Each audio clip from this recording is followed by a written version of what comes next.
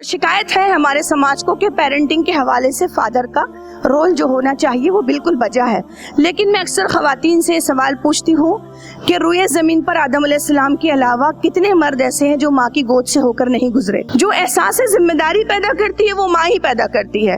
Jack Canfield ने कहा है कि जब हम 100% रिस्पॉन्सिबिलिटी किसी भी चीज की लेते हैं तो हम 100% काम करते हैं।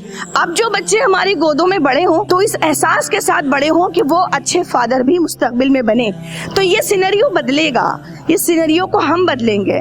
और अगर ये एहसास आज माओ के अंदर पैदा हो कि ठीक है 100% रिस्पॉन्सिबिलिटी हमारी है, तो इंसान उसको आगे बढ़ाता है। जरूरत इस बात की है कि ये अमानतें जो अल्लाह ताला ने हमें सौंपी है और इस ऐलान के साथ कि ला युकल्लिफुल्लाहु नफ्सन इल्ला उस्आहा, अल्लाह किसी मुतनफ्फिस पर उसकी मक़दरत से ज्यादा बोझ नहीं डालता। तो ये बोझ जो अल्लाह ने हम पर डाला है इसकी हम में सकत है और इस साइंस को हम समझेंगे ताकि अपने औलाद को बेहतरीन तरबियत कर सकें।